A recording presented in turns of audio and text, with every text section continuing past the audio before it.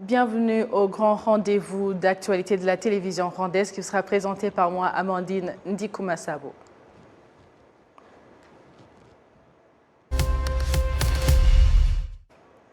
Les députés et sénateurs de l'Union parlementaire africaine apprécient le sens de responsabilité du gouvernement rwandais qui met en avant le bien-être de la population.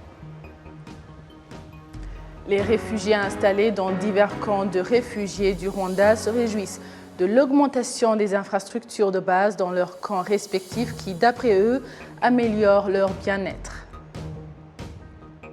Au sommaire également, il y a le ministre rwandais des infrastructures en compagnie de l'ambassadeur de Belgique au Rwanda qui ont visité ce samedi différents projets d'infrastructures énergétiques en district de Luavu financés par le Royaume de Belgique. À l'international, nous verrons la situation actuelle de la crise Ukraine-Russie où 700 étudiants indiens sont rapatriés à New Delhi.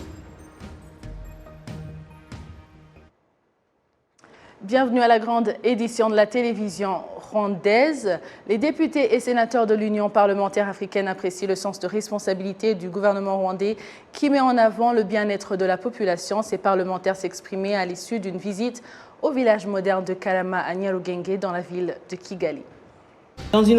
Innocent Sikubwabo est père de 4 enfants. Il indique que la vie qu'il mène aujourd'hui avec sa famille est de loin incomparable à leur situation avant de s'installer dans ce village de Kalama. C'était à Kimihura, nous étions dans de mauvaises situations. C'était en haut de la colline, là, de l'eau et de pluie, ça pouvait même nous faire mal. Mais après, le gouvernement a pris l'initiative de nous construire des belles maisons comme telles. J'ai de l'eau dans la maison, j'ai l'électricité dans la maison. Il n'y a pas de boue. Le transport est très facile et tout. Et aussi la communication est très facile quand on a besoin de communiquer quelque chose entre nous. C'est très facile. On passe le mégaphone et tout le monde comprend le message qu'on doit nous dire. La joie de la famille Sikubwabo Vincent se laisse voir aussi à travers les enfants qui ont trouvé leurs meilleures écoles tout près de la maison. Très tôt le matin, je prends l'enfant la main et je le dépose ici. Et je rentre à la maison et je rentre dans mes activités de chaque jour. Je garantis que mon enfant est en bonne santé quand il reste ici, quand il étudie ici. Je veux que mon enfant soit un enfant modèle, quelqu'un qui sera modèle en Afrique, comme notre président. Notre président est très modèle partout. Les députés et sénateurs qui ont pris part à la 77e session du comité exécutif de l'Union parlementaire africaine ont visité le village moderne de Kalama ce samedi. Ils ont fait le tour du village tout en suivant des explications sur la façon dont les familles résidant à Kalama ont été relocalisées et sur tous les défis qui mettaient à mal leur vie. Les parlementaires ont loué le sens élevé de la responsabilité du gouvernement du Rwanda qui a conduit à la construction de ce village. Le gouvernement rwandais est un gouvernement responsable. Il a vu que sa population était en danger et il a pu construire de beaux bâtiments, de belles maisons pour les enlever de là où ils étaient en danger et les mettre dans des conditions confortables. Et là, nous sommes vraiment très émerveillés, nous sommes très ravis et je crois que cette expérience, nous ne manquerons pas aussi de la copier. Le village moderne de Kalama a été inauguré en juillet 2018. Il comprend actuellement 240 familles composées de 1275 membres. La construction de ce village accélère de plus en plus le développement de cette localité avec surtout l'accroissement considérable des infrastructures. Moins de 20% d'Africains sont complètement vaccinés contre la Covid-19. Les parlementaires de divers pays africains saluent le progrès accompli par le Rwanda en matière de lutte contre la pandémie de Covid-19, puisque le pays a déjà vacciné plus de 60% de sa population. Patrick Nyilidandi pour plus de détails.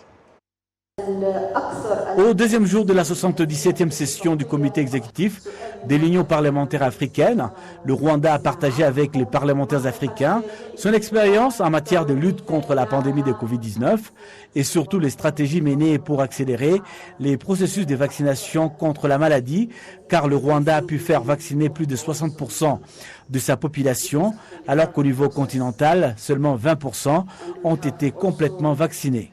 Sur les réseaux sociaux, il y a eu beaucoup de fake news qui prônent contre la vaccination des populations. Comment le Rwanda a pu gérer pour avoir à atteindre ce taux assez important de vaccination? Je crois que notre expérience, comme je l'ai dit tout au début, la première chose, nous n'avons pas cherché à faire le déni de la maladie, ni à cacher les statistiques. Et donc, du coup, la population savait qu'on a affaire à une nouvelle maladie, très contagieuse, qui peut tuer, qui ne tue pas seulement les Blancs, qui peut tuer aussi les Noirs, parce que la rumeur avait circulé que les Noirs étaient protégés. C'était ça la communication qu'on faisait. Et donc, du coup, il était question de choisir, de prendre le moins de risques possible, d'accepter le vaccin, d'accepter de se faire tester, et ainsi être pris en charge à temps. Le ministre rwandais de la Santé, Dr Daniel Ngamije, a souligné que depuis l'apparition de la pandémie, le Rwanda a choisi de s'appuyer sur la science et les informations fournies par les autorités sanitaires mondiales au lieu de nier l'existence de la maladie. Et le public a suivi cette démarche en participant à la campagne de vaccination. Le secrétaire d'État au ministère des Finances et de la Planification économique, Richard Touchabe, a également souligné qu'en réponse à l'impact de Covid-19, le gouvernement du Rwanda a mis en place un fonds économique pour soutenir le secteur privé qui a été durement touché par la pandémie. Parlant de la zone de libre-échange continentale, la ministre du Commerce et des Industries, Beata Byalimana, a présenté surtout l'état des lieux de la mise en pratique de cet accord et a exhorté les autres pays africains à participer à cet élan en paraphant leur adhésion. Le pays qui n'a pas signé l'agrément est l'Érythrée, tandis que les pays qui avaient signé l'agrément mais n'avaient pas ratifié, nous avons le Botswana, le Mozambique, le Madagascar, la Somalie, le Soudan du Sud, la Libye, les îles Comores, la Guinée-Bissau, le Libéria, le Bénin et le Maroc.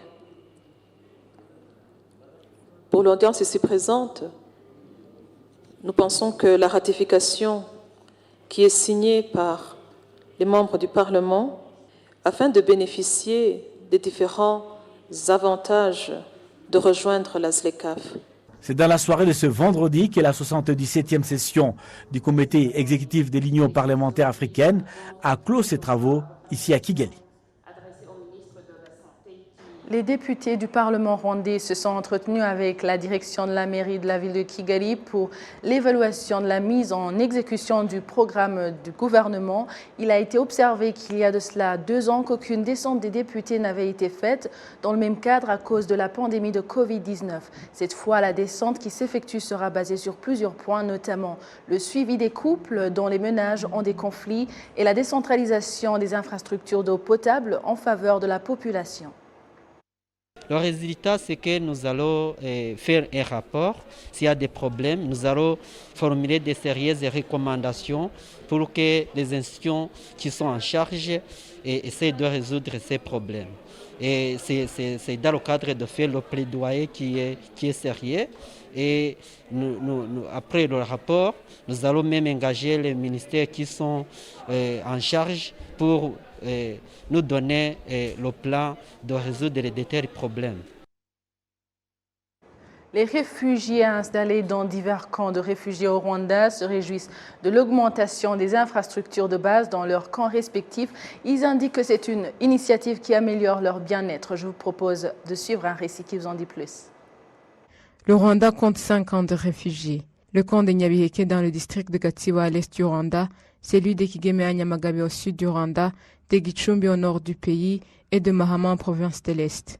La population installée dans ces camps jouit de l'énergie renouvelable. Cette énergie a permis aux réfugiés d'œuvrer pour leur propre développement et améliorer leur vie.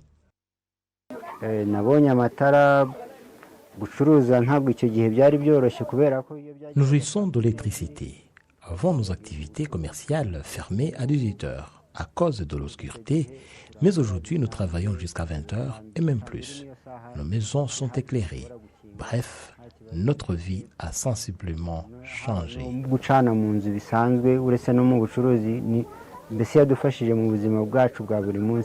yaje mu cyiciro cya kabiri ariko ubwo yanafashijwe n'uko abona urumuri agakora ati. Nos enfants étudient bien sans difficulté avec cette électricité. Nous autres mères de famille, nous assurons la propriété de la maison. La chaleur a diminué, notre vie est devenue très facile.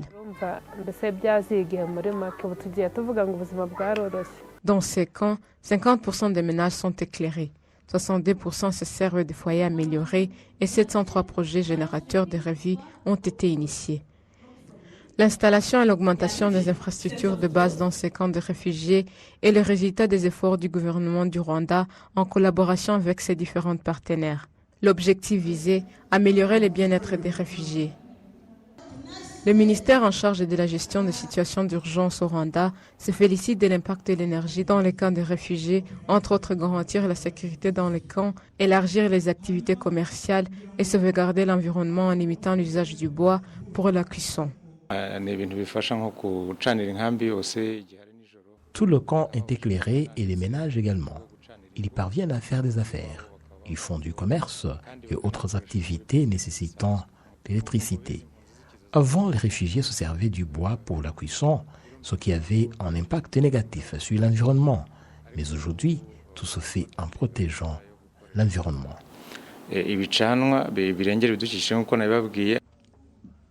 Le Rwanda compte plus de 127 000 réfugiés. 10% d'entre eux, soit 12 000, vivent en ville et le reste vit dans les milieux ruraux. Dit par le ministre rwandais des Infrastructures en compagnie de l'ambassadeur de Belgique au Rwanda des différents projets d'infrastructures énergétiques en district de Rubavu financés par le Royaume de Belgique. Ber Versman, ambassadeur de Belgique au Rwanda, a déclaré que la Belgique était fière de sa contribution au développement énergétique au Rwanda. Le Rwanda, ça reste un partenaire très important pour la Belgique.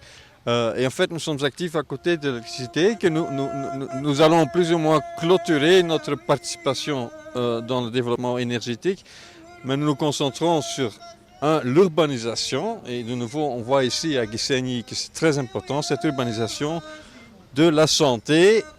Là, nous avons vu pendant la crise du Covid que ça a été très important aussi.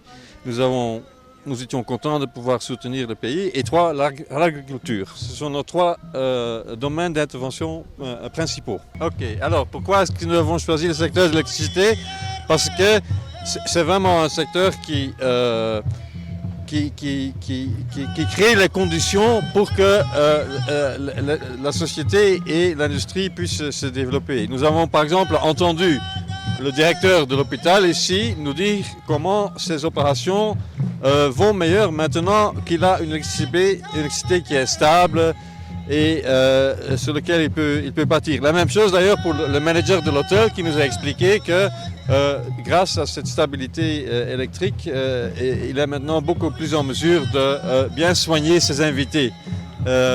Donc voilà, c'est du très concret en quelque sorte. L'accès à l'électricité, l'accès au pouvoir crée des chances pour les gens, crée des opportunités. Depuis 2014, à travers la coopération belge INABEL, la Belgique a fourni plusieurs subventions dans le cadre de renforcer le développement énergétique au Rwanda, notamment la distribution d'électricité et l'extension de ses canalisations. Le ministre des Infrastructures, honorable Dr Ernest Saimana, avait apprécié la qualité de coopération entre les deux pays car elle continue d'être un catalyseur pour le développement économique du Rwanda. 68,48% des ménages au Rwanda ont un réseau électrique, l'objectif étant de garantir que d'ici 2024, 100% de tous les ménages au Rwanda soient couverts par le réseau électrique. Nous continuons avec la Banque centrale qui affirme qu'afin que dans le secteur financier, les femmes devraient bénéficier de facilités leur permettant d'accéder aux informations sur la gestion de projets et l'accès des services financiers. Yvette Ishimwe est une entrepreneur qui a lancé Iriba Water Group Limited pour résoudre le problème d'eau dans sa région à l'aide des panneaux solaires. C'est un projet qui a débuté en 2017 apportant de l'eau potable à la population locale, mais aujourd'hui, Iriba Water Group Limited est devenue une entreprise qui possède une usine d'eau en district de Kayonza. Cette entreprise pourvoit de l'eau aux établissements d'enseignement dans la région et emploie 14 personnes à temps plein et 45 autres vendeurs d'eau à travers le pays. Celle qui a initié ce projet a indiqué s'être lancée à la conquête du marché régional.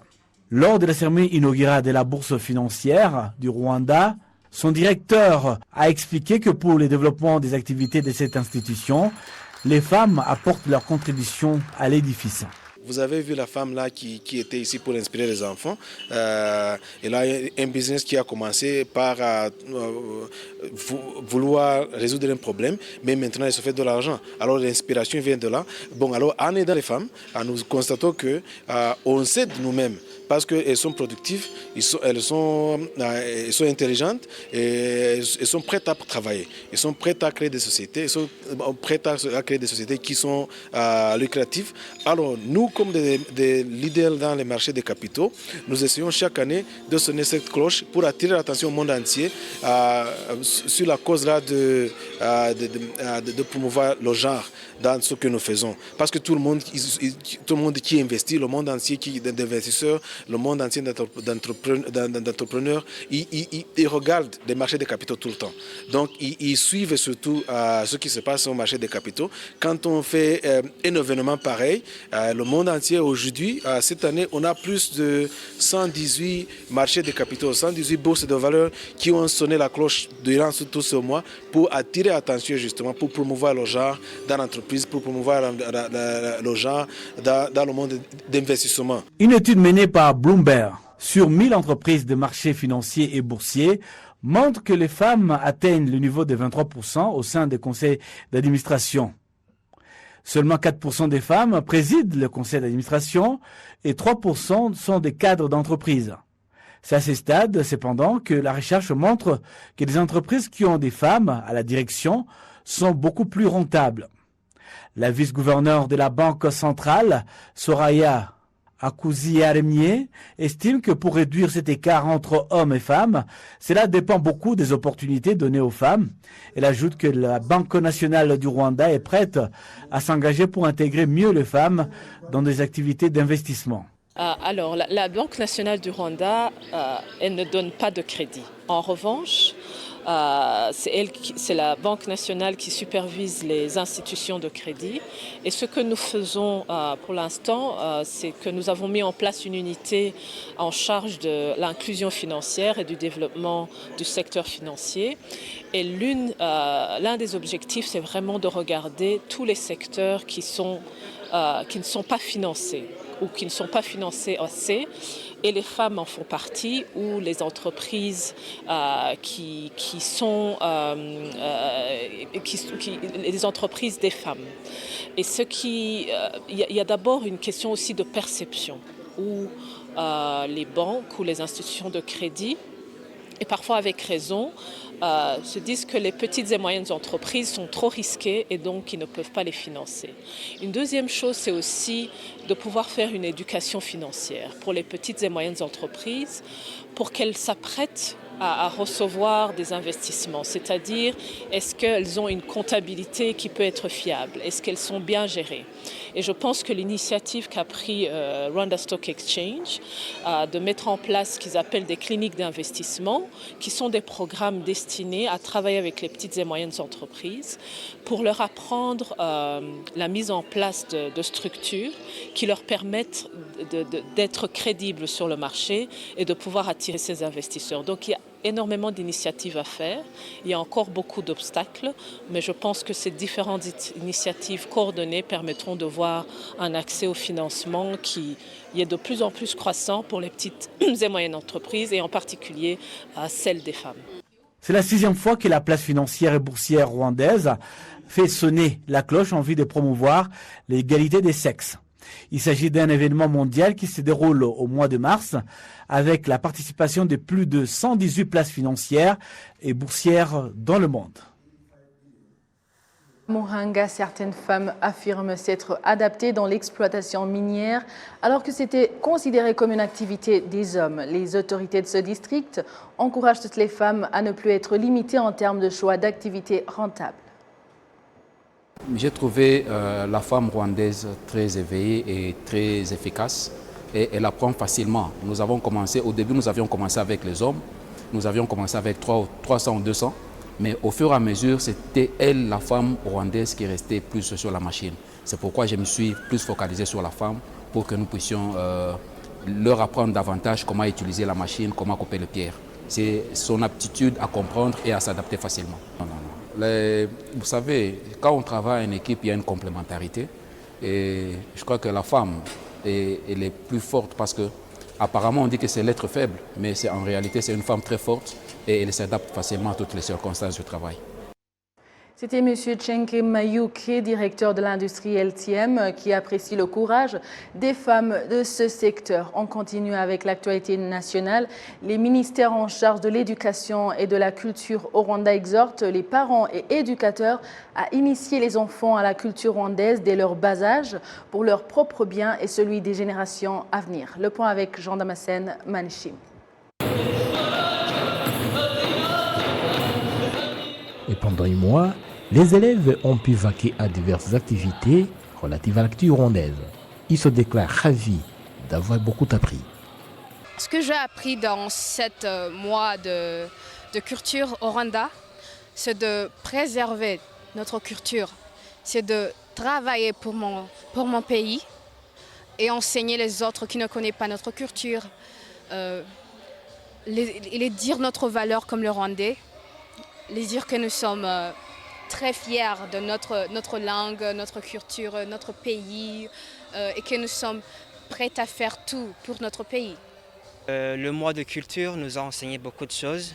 Il y a aimer notre pays, préserver notre culture rwandaise, de pouvoir exposer notre culture à d'autres gens. Il y a des Rwandais qui vivent dans des pays étrangers. Et je crois que, comme moi, comme j'ai grandi dans ce pays, je crois que c'est nécessaire de leur montrer ce que ça veut dire d'être rwandais, quoi. Le ministère de l'Éducation indique que les établissements scolaires devraient tout faire pour trouver des occasions d'initier les élèves à la culture rwandaise. Pour sa part, le secrétaire d'État au ministère de la Jeunesse et de la Culture invite les parents à mettre un accent particulier sur l'apprentissage de la langue kinyarwanda chez les enfants, car c'est un héritage culturel de grande valeur.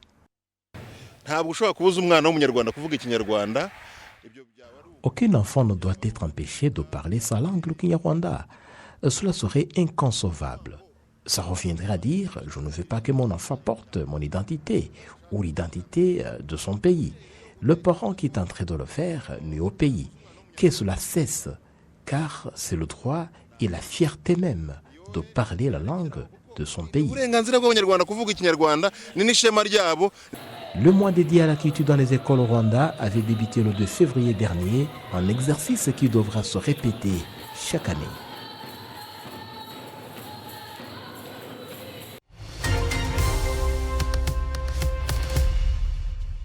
C'est une joie de vous savoir toujours fidèle à la télévision rwandaise. La page internationale nous emmène en dehors du Rwanda, où je vous propose de suivre une compilation d'informations d'ailleurs dans le monde. Plusieurs dizaines de civils et ex-combattants maliens d'un groupe armé signataire de l'accord d'Alger ont été tués cette semaine par de présumés djihadistes près de Ménaka dans le nord-est du Mali. Selon le MSA, Mouvement pour le salut de l'Azawad, les assaillants sont des membres du groupe État islamique au Grand Sahara. En Libye, le Premier ministre désigné par le Parlement a annoncé vendredi le retrait de groupes armés qui avaient pris position aux portes de Tripoli pour le soutenir face à l'exécutif en place, après des appels au calme de l'ONU et de Washington. Dans une région frontalière entre le Soudan et le Soudan du Sud, plusieurs dizaines de personnes ont été tuées lors d'une flambée de violence intercommunautaire qui a débuté le 10 février dans une région pétrolière disputée. Les combats dans la région d'Abyei avaient fait 36 morts en date du 6 mars, un nombre indéterminé de blessés et 50 000 déplacés selon l'ONU. En Égypte, 7 personnes condamnées pour des attaques ont été exécutées cette semaine, ont annoncé vendredi des ONG de défense des droits humains. L'Égypte est le 3e pays qui exécute le plus au monde selon Amnesty International. Toujours à l'international, 700 étudiants indiens qui étaient bloqués en Ukraine, ils viennent d'être rapatriés à New Delhi. Un des parents s'exprime au micro de France 24 à l'aéroport, je cite, « Je ressens la même chose qu'il y a 25 ans quand mon fils est né et j'attendais des nouvelles de l'accouchement devant l'hôpital. » Avec la guerre, toujours en Ukraine, la culture est également touchée et l'UNESCO craint la disparition de toute vie culturelle alors que les offensives russes se poursuivent en Ukraine. Les responsables culturels russes ont demandé le retour de 25 œuvres d'art prêtées à 2 expositions à Milan ce mois-ci alors que celles-ci sont encore ouvertes. Gabriel Boric, 36 ans, est devenu officiellement le plus jeune président de Chili lors d'une cérémonie de prestation de serment figurant de profonds changements qu'il entend mener à la tête d'un gouvernement qu'il veut écologiste, féministe et à la forte empreinte sociale. Du côté de la Roumanie, Hongrie, Moldavie, Bulgarie, les arrivées de réfugiés en provenance d'Ukraine augmentent de jour en jour. Selon le Haut Commissariat des Nations Unies pour les réfugiés, il serait plus d'1 million en Pologne, à Varsovie, en centre sportif, a été transporté centre d'accueil et les bénévoles travaillent sans relâche, mais ils ne savent plus où donner de la tête tellement l'afflux de réfugiés ukrainiens fuyant la guerre est massive. C'est par ici que prend fin l'édition de cette journée. Un rappel sur quels étaient les grands titres.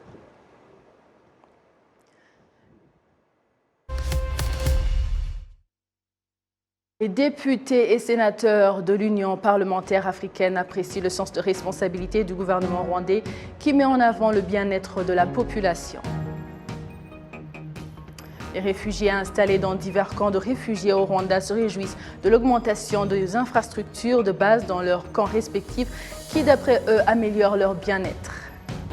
Au sommaire également, il y avait le ministre rwandais des infrastructures en compagnie de l'ambassadeur de Belgique au Rwanda qui ont visité ce samedi différents projets d'infrastructures énergétiques en district de Luavu financés par le Royaume de Belgique.